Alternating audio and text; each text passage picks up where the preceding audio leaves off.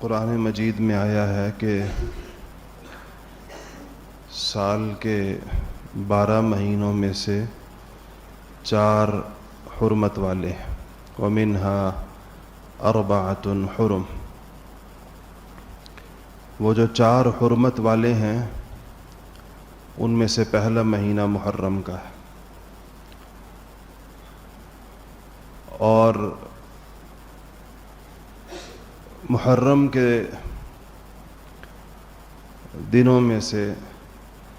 10 محرم کو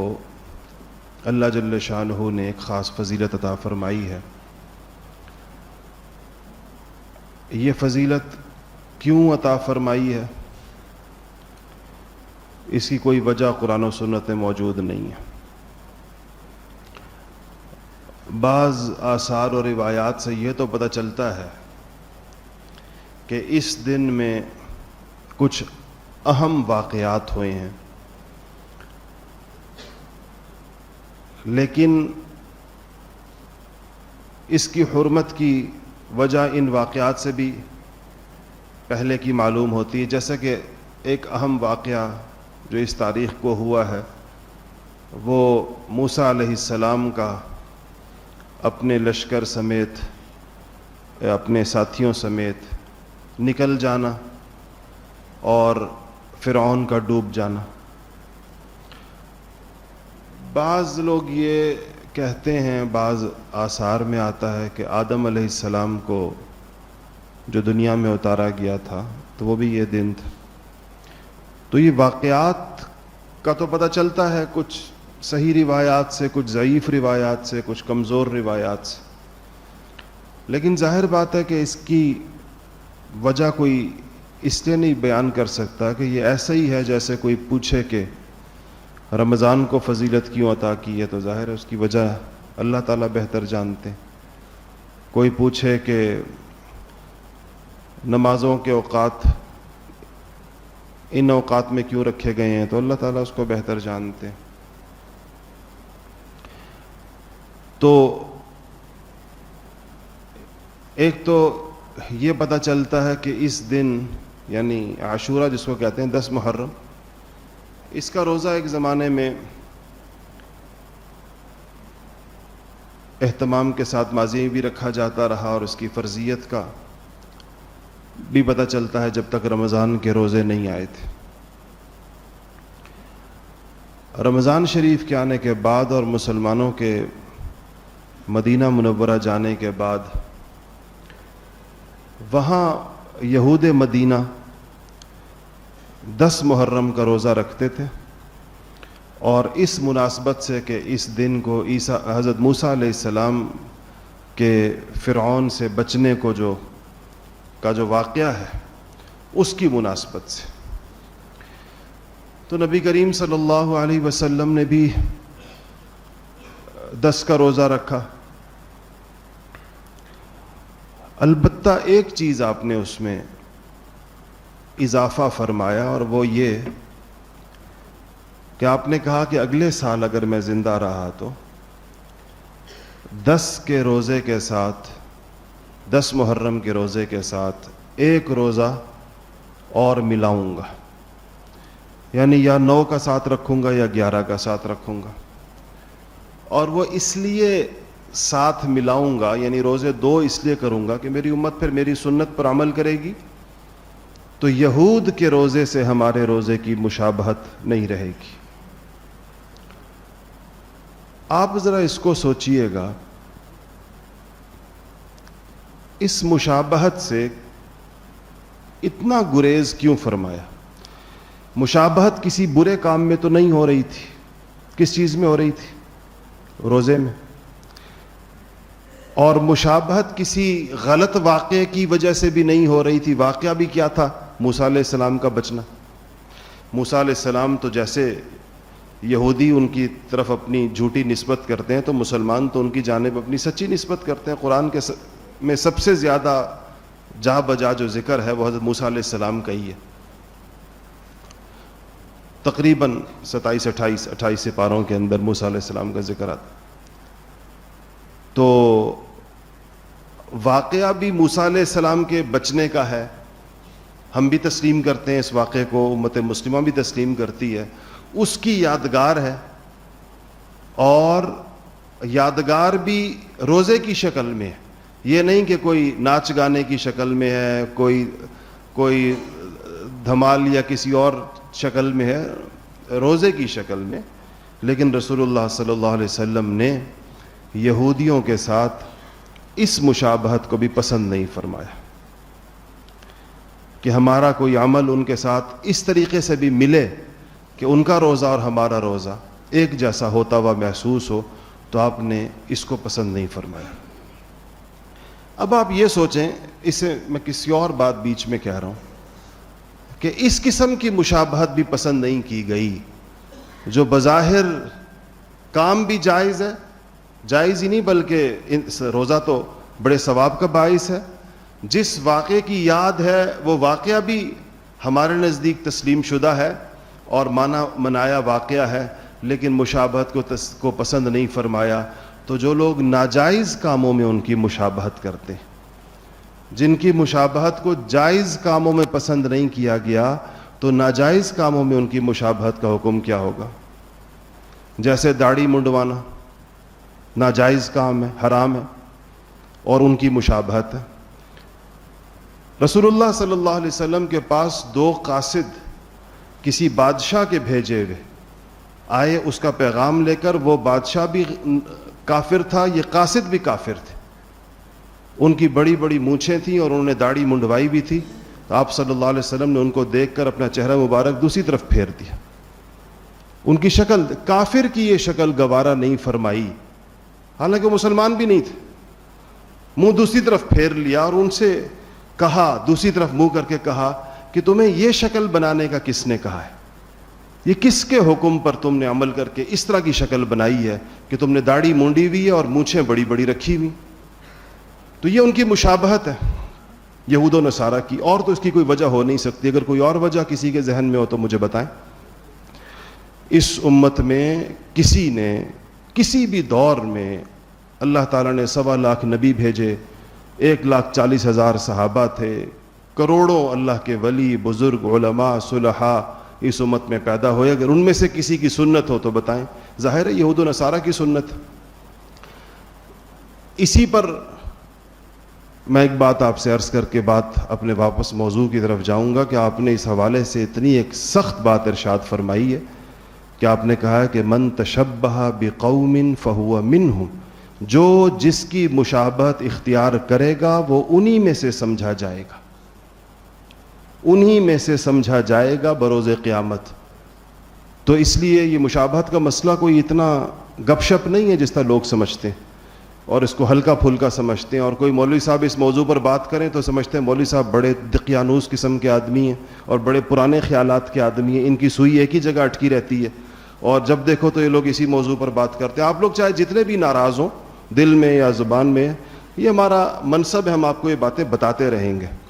یہ الگ بات ہے کہ آپ, ہماری بات ہے کہ آپ کے لیے مزید مسائل نہ کھڑا کر دیں کہ جب آپ کو قیامت میں کہا جائے کہ تمہیں نہیں بتایا گیا تھا تو آپ یہ تو نہیں کہہ سکیں گے کہ ہمیں پتہ نہیں تھا, ہمیں کسی مولوی صاحب نے بتایا نہیں تھا اور کسی نے ہمیں آج تک اس کی خبر نہیں سنائی تھی, ہمیں تو آج پتہ چل رہا ہے کہ یہ اتنی اہم بات ہے.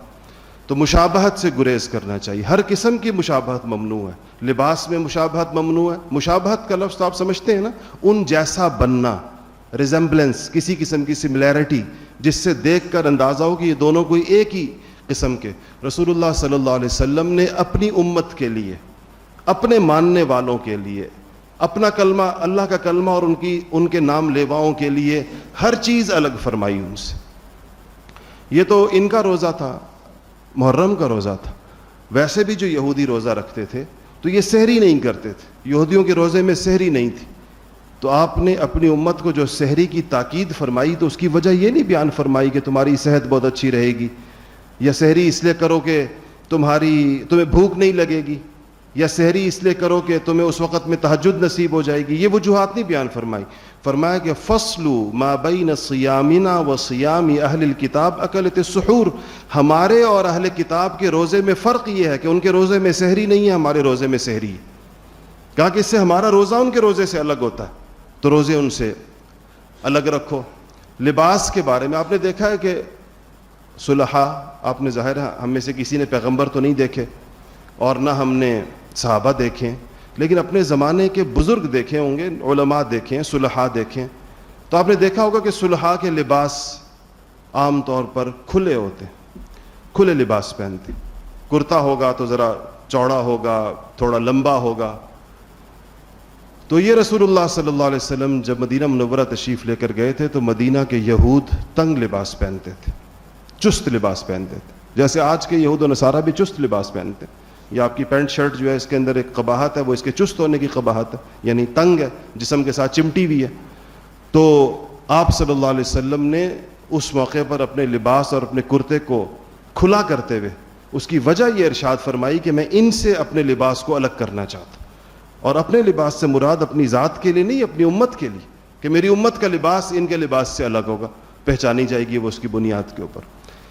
دنیا میں انسان کو اپنے آپ کو اپنی تمام کوتاہیوں اور کمیوں کے باوجود، اپنے گناہوں اور اپنی معصیتوں کے باوجود، اپنی نالائقیوں اور اپنی روسیاہیوں کے باوجود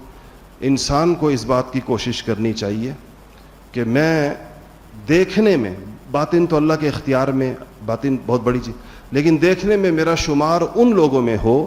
جن کے ساتھ میں قیامت میں اپنا حشر چاہتا ہوں۔ یہ ایک آسان سا فارمولہ ہے، آسان سی بات ہے کہ قیامت میں جن کے ساتھ کھڑا ہونا چاہتا ہوں، جس زمرے میں آنا چاہتا ہوں، جس طبقے میں آنا چاہتا ہوں، تو دنیا میں بھی انہی میں سے ہوں۔ کیونکہ یہ ہوگا نہیں کہ دنیا میں انسان ایک طرف ہو، ایک ٹیم میں ہو، اور آخرت میں جا کے دوسری ٹیم میں ہو، ایسا نہیں ہوگا۔ جن کے ساتھ دنیا میں جن کے ساتھ ملتا جلتا معاملہ رکھے گا تو قیامت میں انہی کے طرف سمجھا جائے گا۔ تو خیر، عرض میں یہ کر رہا تھا کہ آپ نے مشابہت سے گریز کرنے کے لیے فرمایا کہ میں اس میں اگلے سال اگر میں زندہ رہا تو میں اس کے ساتھ ایک روزہ اور ملاؤں گا 10 محرم کے روزے کے ساتھ، تاکہ ہماری یہود کے روزے کے ساتھ ہماری مشابہت نہ رہے۔ لیکن اس سے پہلے آپ کا وصال ہو گیا، اگلے محرم کے آنے سے پہلے، اس لیے آپ کی امت نے آپ کی اس خواہش کو پورا کیا ہے، اور اب ہمارے ہاں 10 محرم کے روزے کے ساتھ ایک روزہ ملایا جاتا ہے، یا 9 محرم کا یا 11 محرم کا ساتھ رکھنا چاہیے۔ اس دن کے بارے میں قرآن و سنت میں جو کچھ آتا ہے وہ ہمیں پتہ ہونا چاہیے، اور جو کچھ نہیں آتا، جس کا کہیں ذکر نہ ملتا ہو، تو ہمیں یہ بھی سمجھ لینا چاہیے کہ اس کا دین سے کم کوئی تعلق نہیں ہے۔ ایک تو اس کے بارے میں جیسا میں نے عرض کیا کہ روزے کا ذکر ہے، آپ کا روزہ رکھنا مسنون ہے۔ دوسری ایک حدیث شریف آتی ہے جو سند کے اعتبار سے کوئی بہت زیادہ طاقتور سند تو نہیں ہے اس کی، بہت سے علماء نے اس حدیث پر ضعف کا حکم لگایا، لیکن موجود ہے، اور ایسی چیزوں میں علماء نے اس پر عمل کی اجازت دی ہے، اور اس کو کہا ہے کہ اس سے یعنی وہ ایک تفصیلی بحث ہے کہ اس نوعیت کی سند کی حدیث پر عمل کیوں کرنا چاہیے اور کیسے کرنا چاہیے۔ لیکن وہ حدیث شریف یہ ہے کہ رسول اللہ صلی اللہ علیہ وسلم نے فرمایا کہ جو شخص عاشورے کے دن یعنی 10 محرم کے دن اپنے عیال پر، عیال کا مطلب ہوتا ہے جو اس کے زیر کفالت جو لوگ ہیں، وہ اس کے گھر والے بھی ہیں اور وہ اس کے ملازمین بھی ہیں، جو شخص اپنے عیال پر 10 محرم کے دن وسعت کرے گا، فراخی کرے گا، یعنی تھوڑا ان کا خرچ بڑھا دے گا، اچھے طریقے سے اس دن کچھ یعنی زیادہ اپنے اہل و عیال کے لیے کوئی کشادگی والا معاملہ کرے گا، یا دوسرے الفاظ میں کچھ اچھا کھلائے گا ان کو، تو اللہ جل شانہ سارا سال اس کے اوپر وسعت اور فراخی فرمائیں گے۔ تو اس میں یہ اس پر عمل کرنا چاہیے، اگر جس کی جو وسعت ہو تو اس دن اپنے ملازموں، اپنے گھر والوں پر کوئی اچھی چیز ان کے لیے پکوا لینی، یا گھر والوں کو زیادہ پیسے دے دینے خرچے کے، اس خیال سے کہ یہ حدیث شریف پر عمل ہو جائے۔ یہ بھی حدیث شریف میں آیا۔ لیکن یہ یاد رکھیے گا کہ اس پکانے میں اور اس کھلانے میں کسی خاص کھانے کا کوئی عمل دخل نہیں ہے کہ وہ کیا کہتے ہیں اس کو کھچڑا پکانا ہی ضروری ہوگا، یا حلیم پکانی ضروری ہوگی، یا فلانی چیز ضروری ہوگی۔ کھانے میں وسعت کا ذکر آیا، آپ جو مرضی چیز جو ہے وہ اور میں نے یہ بھی آپ کو بتا دیا کہ حدیث شریف پر بہت سارے محدثین نے ضعف کا حکم بھی لگایا ہے، وہ ضعیف سمجھتے ہیں سند کو اس کی. تو یہ تو آتا ہے. روزے کے بارے میں آپ نے یہ ارشاد فرمایا کہ جو شخص عاشورے کا روزہ رکھے گا، یہ صحیح حدیث ہے بالکل، کہ جو شخص عاشورے کا روزہ رکھے گا، میں اللہ تعالیٰ سے اس بات کا امیدوار ہوں، میں اللہ تعالیٰ سے اس بات کی امید رکھتا ہوں کہ اس کو عاشورے کے روزے کی برکت سے اللہ تعالیٰ اس کے گزشتہ پورے سال کے گناہوں کو معاف فرما دیں گے. یعنی ایک روزے سے گزشتہ سال کے تمام گناہوں کا کفارہ ہو جائے گا اس کے. یہ بات میں آپ کو پہلے عرض کر چکا ہوں کہ اس میں کبیرہ گناہ اس لیے داخل نہیں ہوتے کہ کبیرہ گناہوں کی تو تلافی ہوتی ہے. اگر وہ حقوق اللہ سے اس کا تعلق ہے، نماز نہیں پڑھی، روزہ نہیں رکھا، حج نہیں کیا، زکوٰۃ نہیں دی، تو ظاہر ہے وہ کرنے پڑتے، قضا کر کے بھی کرنے پڑتے. اور اگر حقوق العباد سے اس کا تعلق ہے تو دینے پڑتے ہیں. کسی کے پیسے کھائے، کسی کو گالی دی، کسی کو پر بہتان لگایا، کسی کی غیبت کی، یہ حقوق العباد ہیں. اگر اس میں کوتاہی کی ہے تو اس کی معافی مخلوق سے یا معافی یا تلافی. تو حقوق اللہ کی قضا اور حقوق العباد کی معافی اور تلافی یہ تو کرنی پڑتی ہے. یہ تو کوئی ایسا عمل موجود نہیں ہے جو ان چیزوں کو بھی معاف کر دے. قرآن و سنت میں کہیں کوئی ایسی چیز نہیں آتی کہ تم یہ عمل کرو تو تمہاری نمازیں معاف ہو جائیں گی جو نہیں پڑھی، تمہارے روزے معاف ہو جائیں گے، تمہارے حج معاف ہو جائیں گے، تمہاری زکاتیں معاف ہو جائیں گی، حقوق العباد معاف ہو جائیں گے، لوگوں کو جو ستایا ہے وہ معاف ہو جائے گا، کسی کی غیبت کی ہے وہ معاف ہو جائے گا، کسی کو کی چوری کی ہے معاف ہو جائے گا، کسی کا ناحق پیسہ کھایا معاف ہو جائے گا. ایسا کوئی عمل شریعت محمدی علی صاحبہا الف الف سلام، کوئی چیز ایسی موجود نہیں. ہاں یہ جو آتا ہے معافی کا ذکر، یہ صغیرہ گناہوں کے لیے آتا ہے، وہ معاف اللہ تعالیٰ فرما دیتے ہیں اور ان کی توفیق عطا فرما دیتے ہیں کہ انسان انسانوں سے بھی معافی مانگے اور انسان اللہ تعالیٰ سے بھی اپنے گناہوں کی جو قضا ہے اس کو اپنے جو اس کے عمل رہ گئے ہیں، جو فرائض رہ گئے ہیں، زندگی کی مہلت موجود ہے، انسان اس کو پورا کرے. روزے باقی ہیں تو رکھ لے، زکوٰۃ رہتی ہے تو دے دے، نمازیں رہتی ہیں تو پڑھ لے، حج رہتا ہے تو کر لے. تو یہ تو اللہ تعالیٰ نے اس کو زندگی کی مہلت عطا فرمائی ہے. یہ تو آتا ہے حدیثوں میں، یہ دو چیزیں جو میں نے آپ سے ذکر کیا. باقی اس کے علاوہ عاشورے میں یا 10 محرم کو اس انسانی تاریخ کا آپ کہہ لیں یا اسلامی تاریخ کا ایک بڑا جان کا حادثہ بھی ہوا ہے، اور وہ ہے حضرت سیدنا حسین رضی اللہ تعالیٰ عنہ کی شہادت کا واقعہ. حضرت حسین رضی اللہ تعالیٰ عنہ کی شہادت بڑی دردناک ہے، بڑی تکلیف دہ ہے، اور اسی طرح تکلیف دہ ہے جیسے سیدنا عمر فاروق کی شہادت ہے، جیسے عثمان غنی کی مظلومانہ شہادت ہے، جیسے خود علی مرتضیٰ شیر خدا کی شہادت ہے. شہادتوں کے بارے میں مسلمانوں کو جو حکم ہے وہ، اور کسی کا افسوس اور سوگ کا جو حکم ہے مسلمانوں کو، وہ یہ اس کی حدود اور اس کا طریقہ کار شریعت نے طے کیا ہے. رونے کی اجازت نہیں ہے، نوحے کرنے کی اجازت نہیں ہے شریعت میں، اور 3 دن سے زیادہ افسوس منانے کی اجازت نہیں ہے. اور شہادت تو فخر کرنے کی چیز ہے،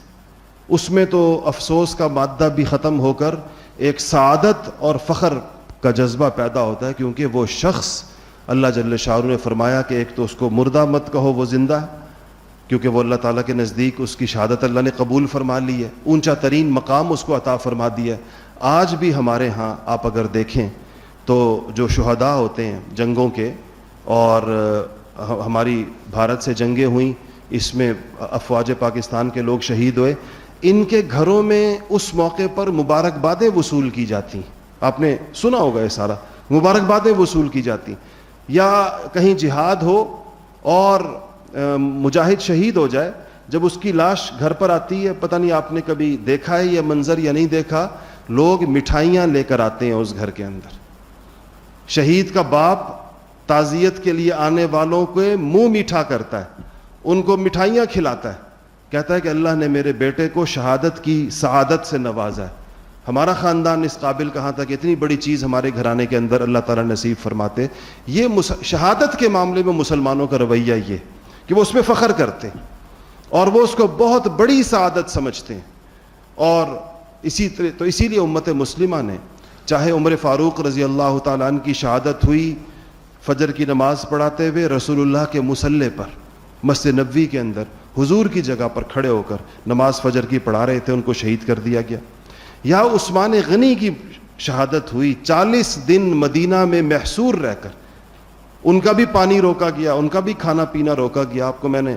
اس موقع پر تفصیل سے، یا حضرت سیدنا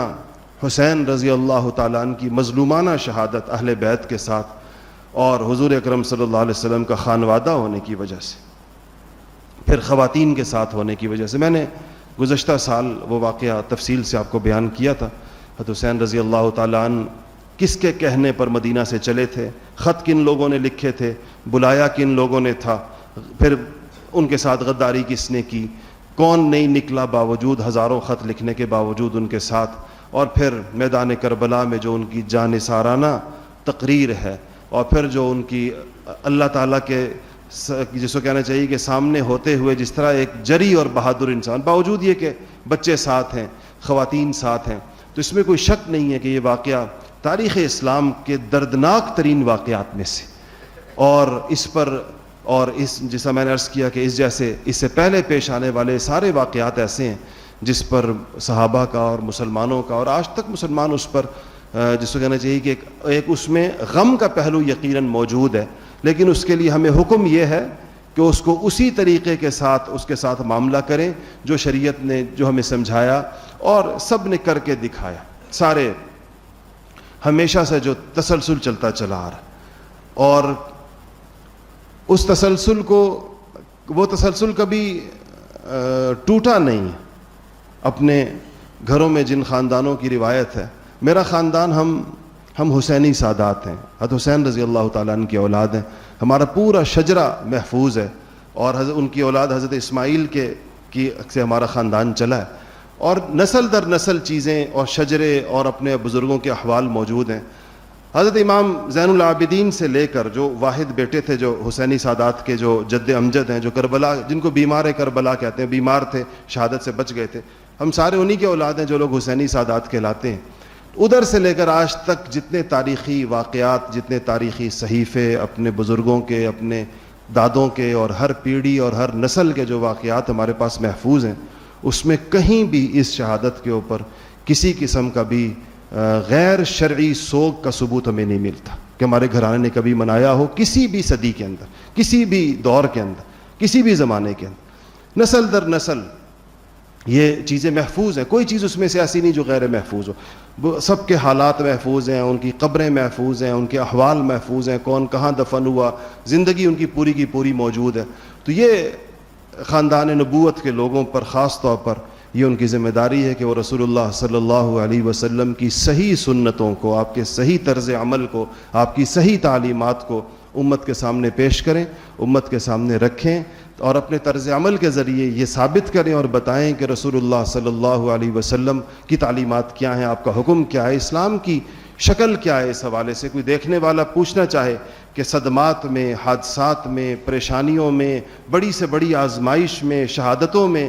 مصیبتوں میں، تکلیفوں میں اسلام کیا کہتا ہے، تعلیمات اسلام کی کیا ہیں، دین کہتا کیا ہے، اس نے کچھ اس کے بارے میں بتایا ہوگا، تو وہ چیزیں ایسے موقعوں کے اوپر کی آزمائش ہے کہ اس کو صحیح معنوں میں پیش کیا جائے۔ اپنے ذاتی جذبات کو، اپنے دل کے اندر اگر کوئی انسان کے خاص کیفیت پیدا ہو رہی ہو، چاہے وہ کتنی ہی غم کی کیوں نہ ہو، اس کو شریعت کے سانچے میں اور شریعت کے دائرے میں لانا ضروری ہے۔ رسول اللہ صلی اللہ علیہ وسلم ایک جگہ سے گزر رہے تھے، قبرستان آیا تو ایک خاتون کو دیکھا کہ اپنے بچے کی قبر سے لپٹ کر رو رہی ہے، ماں تھی، رو رہی تھی، تو آپ صلی اللہ علیہ وسلم نے اسے کہا کہ صبر کرو۔ شام کا وقت تھا، جھٹپٹے کا وقت تھا، مغرب کے آس پاس کا وقت تھا، تو آپ نے فرمایا کہ صبر کرو، ماں سے کہا۔ تو اس نے آپ کو پہچانا نہیں، اس نے کہا کوئی راہ چلتا آدمی مجھے صبر کا مشورہ دے رہا ہے، تو اس نے کہا کہ اگر یہ صدمہ تمہارے اوپر آتا تو تمہیں پتہ چلتا کہ صبر کتنا دشوار ہے، کسی ماں کے لیے اپنے بیٹے پر صبر کتنا دشوار ہے۔ تو یہ اس نے کہا تو آپ تو چلے گئے۔ پیچھے سے صحابہ تشریف لا رہے تھے، انہوں نے اسے بی بی سے کہا کہ تم نے پہچانا یہ کون تھے؟ کہتی نہیں۔ تو کہا یہ رسول اللہ صلی اللہ علیہ وسلم تھے۔ تو وہ الٹے قدموں آئی اور کہنے لگی، سیدھی حضور کی خدمت بارگاہ میں حاضر ہوئی، کہا یا رسول اللہ میں نے آپ کو پہچانا نہیں تھا، میں کبھی یہ نہ کہتی جو میرے منہ سے جو جملہ نکلا، لیکن میں نے پہچانا نہیں کہ آپ کون. تو آپ نے فرمایا کہ الصبر عند صدمۃ الاولی، صبر تو یہی ہوتا ہے جو صدمہ پہنچتے ہی جو کیا جاتا ہے، بعد میں تو ویسے ہی آ جاتا ہے، ساری عمر کون روتا ہے، بعد میں تو صبر آ ہی جاتا ہے. مائیں جتنی ماؤں کے بچے مر گئے ہیں وہ کچھ عرصہ روتی ہیں پھر چپ ہو جاتی ہیں بیچاری. تو آپ کے یہی صبر کا وقت ہوتا ہے. تو یہ آپ کی تعلیمات ہیں، یہ آپ کے فرامین ہیں. نوحے سے خاص طور پر منع کیا، الفاظ ہیں حدیث شریف کے، گال پیٹنے سے منع کیا کہ اپنے آپ کو پیٹو نہیں رونے کی وجہ سے. خود کتنا غم کیا اتنا ثابت ہے. وہ اپنے صاحبزادے ابراہیم جو سب سے بڑے ہو گئے تھے، جن کی عمر سب سے زیادہ ہوئی تھی، تو حضور کے صاحبزادوں میں سے ان کا انتقال رسول اللہ صلی اللہ علیہ وسلم کی حیات میں ہوا. سارے ہی بیٹوں کا انتقال حیات میں ہوا اور ساری بیٹیوں کا انتقال حیات میں ہوا، سوائے فاطمۃ الزہرا رضی اللہ تعالی عنہا کہ وہ حضور کے 6 مہینے بعد انہوں نے انتقال فرمایا. باقی تو تینوں بیٹیاں اور 4 بیٹے آپ کی زندگی میں ہی فوت ہوئے. بعض لوگ کہتے ہیں کہ 2 بیٹے تھے، بعض 4 کہتے ہیں، بعض تو بعض کہتے ہیں یہ نام جو ہیں وہ ایک ہی دوبارہ رکھے گئے، ایک کے 2 نام، طیب اور طاہر جیسے. تو کہا کہ آپ صلی اللہ علیہ وسلم ابراہیم کی وفات پر محدثین نے لکھا ہے کہ آپ کے آنکھوں مبارک سے آنسو بہہ رہے تھے اور آواز نہیں تھی، آنسو آپ دیدہ تھے. اور ایک چیز فرمائی، جو جملہ ارشاد فرمایا کہ ابراہیم ہم تیری جدائی میں غمگین ہیں. یہ تو فطرت ہے انسان کی، اور آپ صلی اللہ علیہ وسلم نے کوئی تعلیم بھی فطرت کے خلاف نہیں تھی. تو اس کو کہ اگر کسی کو کوئی غم اور حادثہ پہنچے، اس کی آنکھیں بھیگ جائیں یا اس کو رونا آ جائے، تو وہ اس پر کوئی اسے مواخذہ نہیں ہے. اور اس سے زیادہ اس کو اہتمام کرنے کی یا اس کے لیے کوئی شکل بنانے کی، جس طرح ہمارے گھروں میں بعض اوقات اس کی فضا اور ماحول ہوتی ہے، اور خواتین کے ہاں خاص طور پر خواتین رونے دھونے، ہمارے بعض علاقوں کے اندر تو کسی کو رونا جو ہے وہ اس کے حقوق میں سے سمجھا جاتا ہے کہ فلانے کا بندہ فوت ہوا ہے تو جا کر کہتے ہیں باقاعدہ اپنے گھر کی خواتین کو کہ جاؤ فلانے کو رو. تو وہ ان کو رونا تو نہیں آتا، اب ظاہر ہے پرائے لوگ ہوتے ہیں، تو پھر وہ اس کا ایک ماحول خواتین بناتی ہیں، ایک دوسرے کو دیکھ کر پھر آ جاتا ہے رونا. وہ آپ نے دیکھا ہوگا کہ وہ گھروں میں داخل ہو کر ہی آتا ہے، وہ جہاں پر فضا ہوتی ہے، نہ اس سے پہلے آتا ہے. بلکہ ہم تو اپنے دیہاتوں میں دیکھتے ہیں وہ جو خواتین تعزیت کے لیے جا رہی ہوتی ہیں تو ایک دوسرے سے گپ شپ کرتی ہوئی ہنستی ہوئی جا رہی ہوتی ہیں، اور جیسے ہی میت والے گھر میں داخل ہوتی ہیں تو وہ ایسی زوردار رونا شروع کر دیتی ہیں کہ اس کے بعد وہ 15-20 منٹ اس مردے کو روتی ہیں، پھر اپنے برقعے سنبھال کر پھر اسی طرح ہنستی مسکراتی واپس جا رہی ہوتی ہیں. تو یہ ایک ماحول بن جاتا ہے. یہ اس میں بھی ہمیں شریعت کے احکامات کی پابندی کرنی چاہیے. اور اس موقع پر یہ جو ایسے کوئی دن آتے ہیں جب بھی، تو اس پہ یہ ہماری ذمہ داری ہے کہ ان چیزوں کو بیان کیا جائے کہ شریعت کے احکامات کیا ہیں، اور ہمیں اس کے اوپر. تو میں نے ایک چیز آپ سے عرض کر دی کہ اس موقع پر کوئی خاص چیز پکانے کو ثواب کا باعث سمجھنا کہ میں یہ پکاؤں گا تو زیادہ ثواب ہوگا، اس کا کوئی ثبوت نہیں ہے. اپنے گھر پر اپنے اہل و عیال پر آپ فراخی کیجئے، کوئی بھی چیز، یہ ٹھیک ہے. روزہ رکھیے، روزے کا ثبوت بالکل ہے، اور 1 سال کے گناہوں کے کفارے کا کہا گیا ہے. اب وہ مجھ سے کوئی پوچھ رہا تھا کہ دونوں چیزیں جمع کیسے ہوں گی، کہ اگر گھر پر فراخی کریں تو اس کا تو مطلب ہے کھانا پینا گھر میں اچھا کریں تو ادھر سے روزہ ہوگا، تو اچھا کھانا پینا اور روزہ بیک وقت کیسے ہوگا؟ تو افطاری میں بندوبست کریں. اس کا مطلب یہ تو نہیں کہ سارا دن ہی، فراخی کا مطلب یہ نہیں کہ سارا دن کھاتے پیتے رہیں، اس کا مطلب گھر میں فراخی ہو. تو سحری میں کیا جا سکتا ہے، افطاری میں کیا جا سکتا ہے، یہی فراخی ہے. تیسری چیز جس پر اب وقت ختم ہو گیا لیکن میرا خیال تھا کہ اس موقع کی مناسبت سے بات کروں گا، اور وہ یہ ہے کہ ستمبر کی 7 تاریخ اس لحاظ سے 7 ہے یا 6 ہے جو 6 ہے ختم نبوت کی، جو وہ 7 ہے نا، 7 تاریخ ہے. اور وہ ہمارے لیے پاکستان کی مسلمانوں کے لیے اس لحاظ سے بڑی تاریخی ہے کہ یہ وہ دن تھا جس دن پاکستان میں رسول اللہ صلی اللہ علیہ وسلم کی ختم نبوت کے دشمنوں کو یعنی قادیانیوں کو کافر قرار دیا گیا تھا. تو 1974 غالباً یا 1976 1974 اور یہی 7 ستمبر یہ دن بھی اس میں چونکہ قریب تھا تو اس میں میرا خیال تھا اگر وقت بچا تو اس تحریک کے بارے میں آپ کو تھوڑا سا بتاؤں گا کہ یہ کتنی قربانیاں دی گئی ہیں. آج اگر امت مسلمہ اس معاملے میں حساس ہے اور پاکستان میں اگر اس کے حوالے سے ایک حساسیت ہے تو ہمارے حکمرانوں کو اس حساسیت کو سمجھنا چاہیے. ہر دور میں کوئی نہ کوئی چھیڑخانی اس قوانین کے حوالے سے ان مسائل میں ان لوگوں کو بلا وجہ مشتعل کرنے کا باعث بنتی رہتی ہے. یہ قانون ایسے آسانی کے ساتھ نہیں بنا تھا اور جو لوگ یعنی ظاہر بات ہے کہ ہم نے تو وہ دور نہیں دیکھا, ہماری پیدائش سے پہلے کی باتیں پڑھا ضرور ہے ہم نے اس کو, لیکن شاید اس مجلس میں کچھ ایسے بزرگ ضرور بیٹھے ہوئے ہوں اس عمر کے لوگ جنہوں نے تحریک ختم نبوت کو دیکھا ہوگا یا انہوں نے کم سے کم اس کی خبریں سنی ہوں گی اس دور کو, کہ وہ بڑے ہی جس کو کہنا چاہیے ایک طویل تاریخ تھی, ایک پوری تحریک تھی اور بڑے ملک کے طول و عرض میں اس پر, حالانکہ ایک اسلامی ملک تھا پاکستان اور ایک اسلامی ملک میں اس بات کے جو لوگ رسول اللہ صلی اللہ علیہ وسلم کو خاتم النبیین نہیں مانتے اور کسی اور شخص کو نبی مانتے ہیں آپ کے بعد, یہ اس کو بتانے کے لیے یا اس کو قانون کا حصہ بنانے کے لیے اتنی جانوں کا نذرانہ کیوں پیش کرنا پڑا, اس کے لیے اتنی سینکڑوں ہزاروں شہادتیں کیوں دینی پڑیں. یہ ایک ایسا تاریخی معمہ ہے جو کبھی کسی کو, یعنی اگر تو ملک مسلمانوں کا نہ ہو یا اس میں مسلمان اکثریت میں نہ ہو پھر تو سمجھ میں آنے والی بات ہے, لیکن اس سے آپ اندازہ لگائیں کہ اس بات کو بھی ملکی قانون کا حصہ بنانے میں اور اس بات کو بھی ملکی دستور کا حصہ بنانے میں کہ وہ جو شخص رسول اللہ صلی اللہ علیہ وسلم کو خاتم النبیین نہیں مانے گا یا آپ کے بعد کسی اور شخص کی نبوت کا قائل ہوگا وہ مسلمان نہیں ہے, اس کے لیے بھی تحریک چلانی, اس ملک میں تحریک چلانے کی ضرورت پیش آئی. اس کے لیے بھی جانیں دینی پڑی اور ایک دو نہیں ہزاروں جانیں دینی پڑی, تب جا کر یہ بات مانی گئی کہ یہ قادیانی جو ہیں یہ مسلمان نہیں ہیں اور یہ کافر ہیں. تو یہ حالانکہ یہ ایک بالکل واضح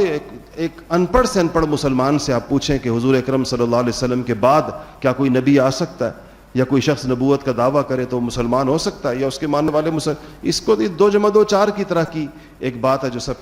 سب کے علم میں ہے. وہ چونکہ اسی موقع پر ہوئی, ہمیں اس کو تازہ رکھنا چاہیے, اس موضوع کو, اس تحریک کو, ختم نبوت کی تحریک کو, اس کے لیے دی گئی قربانیوں کو, اور جس طریقے کے ساتھ اس پوری امت نے اکٹھا ہو کر تمام مکاتب فکر کے علماء نے